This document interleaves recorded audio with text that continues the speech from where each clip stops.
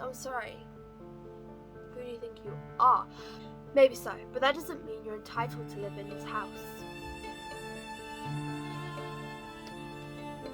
I'm sorry, but who does she think she is? Emma was like, I'm not gonna lock in her car door.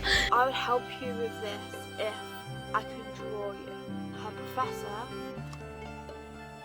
who's disgusting.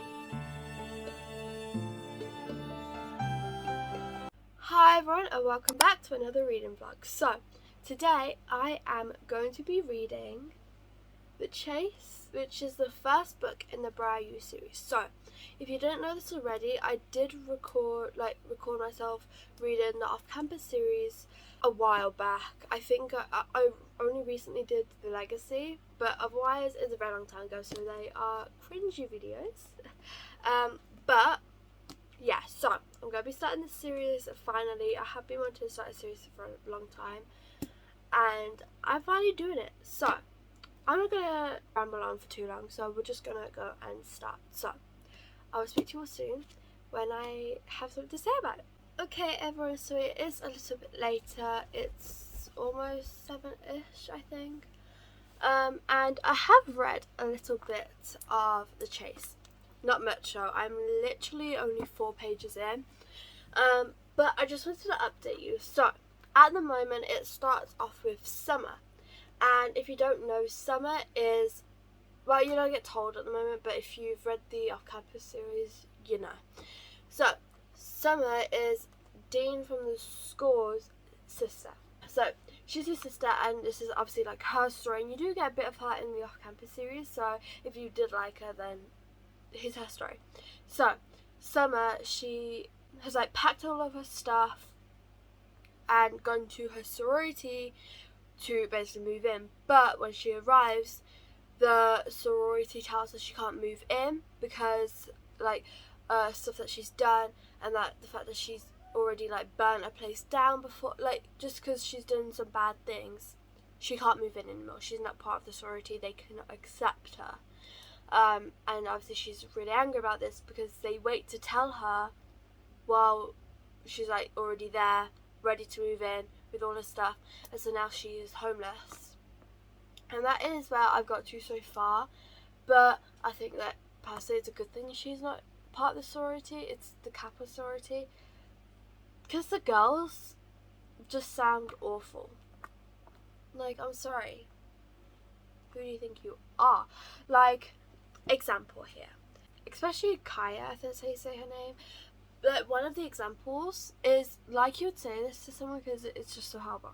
Kaya says to Summer, "Is this a point of pride for you, getting expelled from one of the best colleges in the country?" And then Summer answers, "No, I'm not proud of it. I'm just saying, technically speaking, I'm still a member of the sorority." And she goes, Kaya, that is, "Maybe so, but that doesn't mean you're entitled to live in this house." I'm sorry, but who does she think she is? And then the last bit that I read was Bianca, which is also one of the sorority girls. Summer was like leaving, and she goes, "Summer, wait, listen, you should consider yourself lucky." And then Summer goes, "For being homeless, sure, I feel blessed." And then Bianca goes, "Your last name is Hayward De Laurentiis. You are not and will never be homeless." And obviously someone like smiles at that because if you didn't know, she is rich. Her family is. And then Bianca goes, "But I'm serious. You don't want to live here." Kaya is like a drill sergeant. It's her first year as Kappa president, and she's on some crazy power trip. That's what goes I've noticed. So, yeah, Kaya has obviously turned mean from the power, and then, before this, I was talking about this girl Daphne, and that she had alcohol poisoning, and so she's not part of the sorority anymore. And then Bianca tells Summer this: "You should have seen what she did to Daphne. She acted like it was the alcohol thing, but really she's just jealous because Daphne slept with her ex-boyfriend Chris, so she made Daphne's life miserable. One weekend, when Daphne was away, Kaya accidentally accidentally, donated every piece of her clothing to these freshmen who were collecting stuff for the annual clothes drive. Daphne eventually quit the sorority and moved out.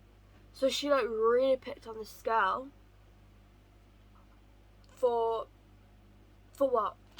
So I think she is definitely what Bianca said, and is definitely power driven. So I don't like Kaya at the moment. But yeah, loving the story so far. It started off with a lot of drama, let's just say that. So that's my update. Went on a bit of a rant, but yeah. So that all that happened in the last 4 pages. Last 4 pages? No, the first 4 pages. Am I feeling okay? So yeah, I'm going to go and continue reading this, and then I'll give you an update when I have one. One thing I think I'm going to do is definitely go to bed a bit earlier tonight, because I've been going to bed very late. But go to bed earlier tonight and read some of this and just chill, because obviously I'm still ill, so I think it'll be a great time.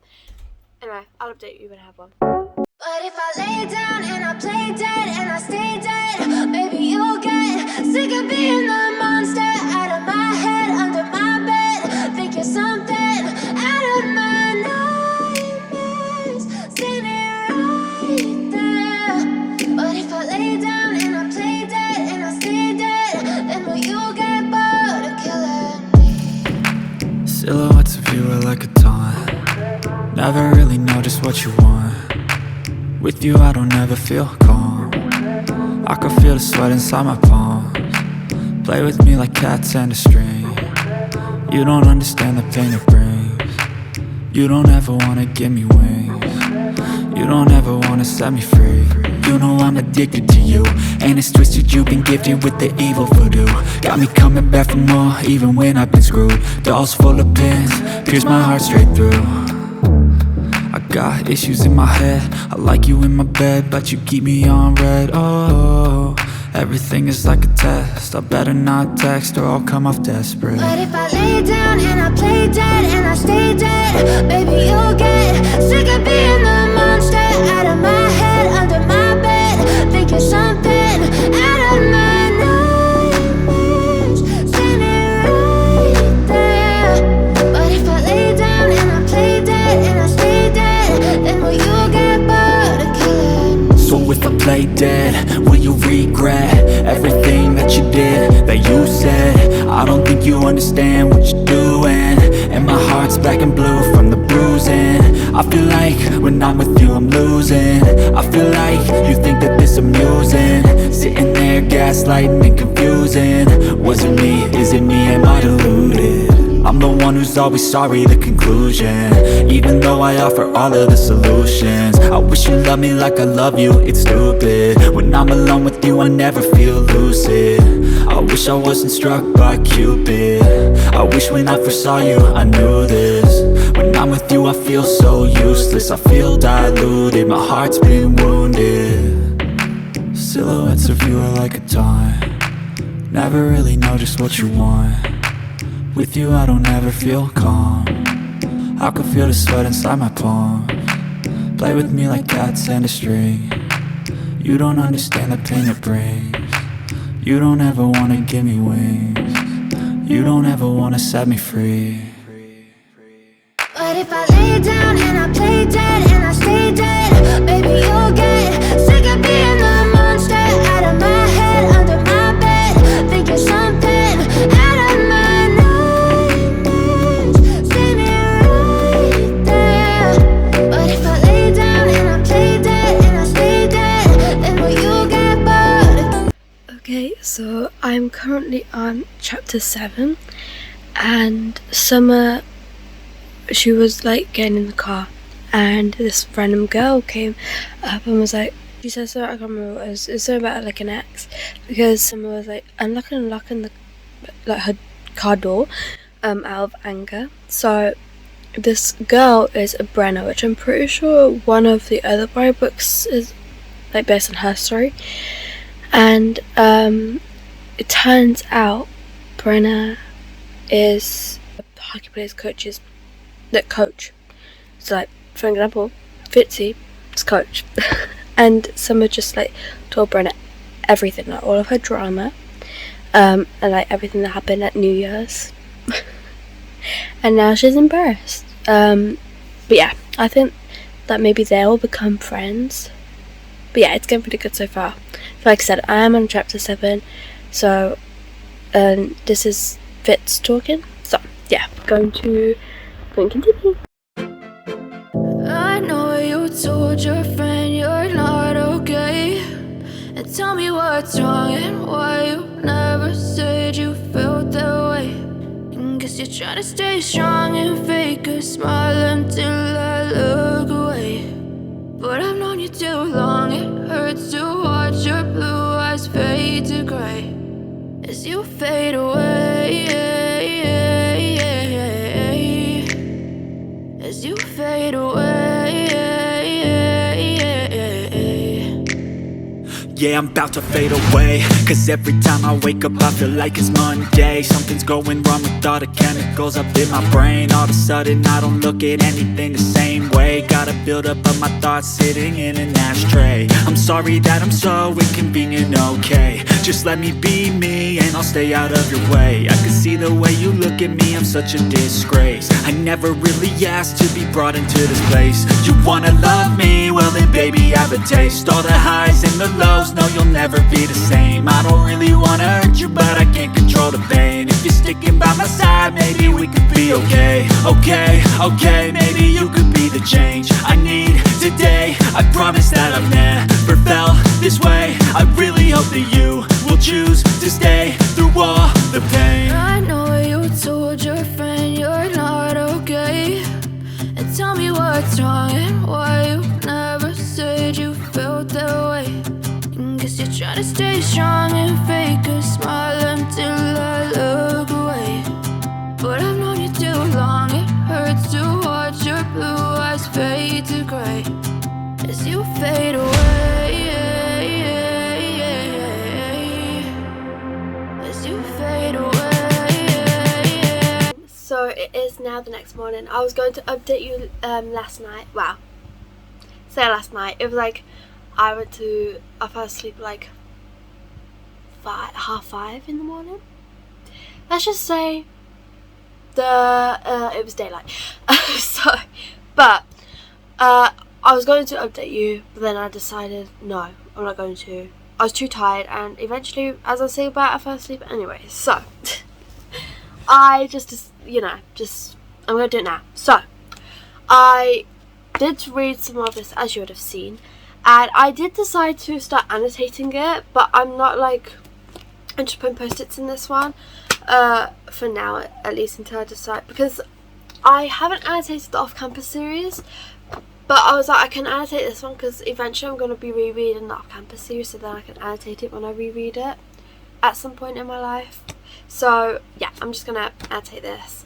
Not many tabs at the moment, but you know, I got to chapter 12, which is page 109, and a lot has happened so far. I mean, I did update you a little bit last night with like all the drama and stuff, but not much else happened after that. It's just a lot of hockey talk.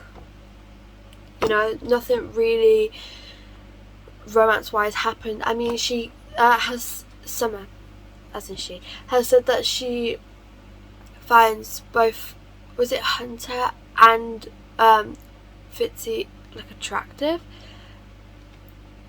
I mean, please don't get this to be a love triangle. We don't want that. I think it's just one of those things where it starts off like with her liking another guy as well as Fitzy, and you know what I mean? I don't know. But yeah, so that is where I'm currently at. Not much to update you with. Like I said, it was just mainly hockey talk. But that reminds me, I need to write down what the sticky notes actually mean in the front of the book. But yeah, so like I have some pink moments. Oh, that's another thing that happened. Summer actually told Fitzy that she likes him because they were I think Fitz was apologizing for like being shocked that she read like a series, but it's like a book series, and this book series is like really hard to read, and he just reacted in not a very good way, and so he was just saying sorry to that. and stuff. And then where is it? And then I think something else happens, and then at this point Summer goes, it's fine, and then Fitz goes, Summer, what? I'm serious, I don't think you're stupid.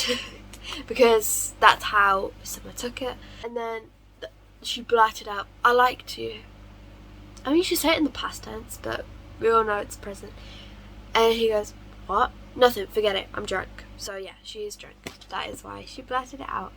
But that was very shocking because it happened quite early on in the book where she just blurted it out. But, you know, I'm going to go and read some more now because I have nothing else to do for the day. And it is still quite early. I mean, it's like 12, half 12 almost. So yeah, I'm going to go and read, and I will give you all an update when I have one.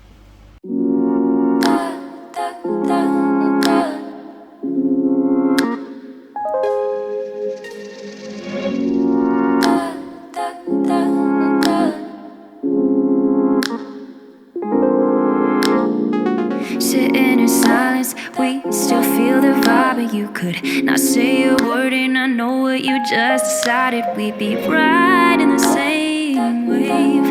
Oh, the water's perfect, babe. The heat is rising, the time is melting from my fingertips. So nothing compares to this. Okay, so I have read some more of this book. I'm now on page 224, so I'm getting somewhere. I've been reading for a few hours now. I am loving this book. I haven't, well, this isn't my most tabbed book, but I have done quite a few tabs. Now, there's a few things I would like to talk about because a lot has happened. So the last thing I was talking about was, I can't even remember. What was the last thing I spoke about? I don't know. But one of the things is Summer obviously has well, not obviously, if you haven't read it you don't know. But Summer has ADHD, and that is like a big representation in this book because like it's what our main character has, and it does talk about it quite a lot. So she has ADHD and she struggles to learn because of that. So obviously she was studying because she had a paper to do, and what she does is she gets sticky notes and like kind of does it in sections, and that is how like she processes things. That's how she finds it easiest to learn. But anyway, she was doing that, and she couldn't like find the answer to this one thing. She was googling everything, and she just got really overwhelmed and stressed. So she obviously like started to cry, and then Fitz obviously heard her cry and like offered to help her. But he said, I would help you with this if I can draw you, because he wants to draw her for his like video game that he's creating, I think, and he's been trying to like visualize what that character would look like, and it like he wants it to look like her basically. So that was the deal. So that's like, you know, obviously they helped each other. And then another bit where I want to talk about, and this is a bit that I just read. So they was all at like a bar thing, and Summer got into a bar fight. I know, but then Fitz had to step in at some point. But loads of things happened. Like Summer went out, like Fitz left because he doesn't like drama. So he left, but Summer wanted to make sure that he was okay. So she's ran out. This is such like what's it called?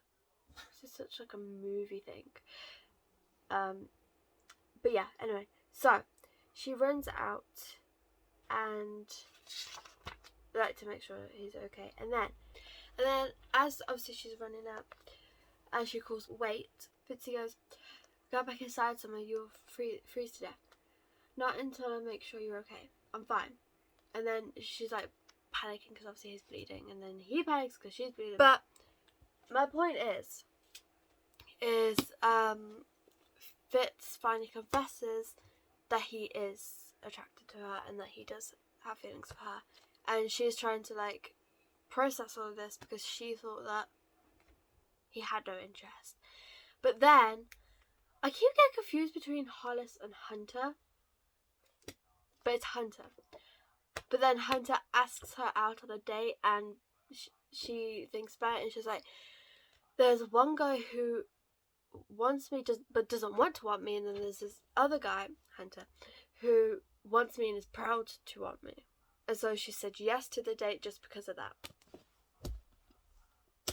This feels like a love triangle thing. Although we all know who she's going to end up with. So it's not really a love triangle. It's just drama. So, yes, I am enjoying the book so far. It is definitely a 5-star for me at the moment. But, again, I'm only like 204 pages in, so I can't really say. But yeah, so I'm going to continue reading. And I will give you all an update when I have one. But that is my update for now. Okay, everyone, so it has been a few hours. And I may or may not have taken a nap. But then I did read some more of this. Well, no, I read some more, a lot more, took a nap, and then read a bit more just. So, I just wanted to give you guys an update. So, Summer went on a date with Hunter for 10 minutes. Because before, Fitz was like, don't go. Like, don't you just love it when like the guy in the book like begs them not to go somewhere with like the other guy? Anyway, Hunter on the date, Hunter could tell that like something wasn't right with Summer and that she was a bit off, and he kind of guessed like why.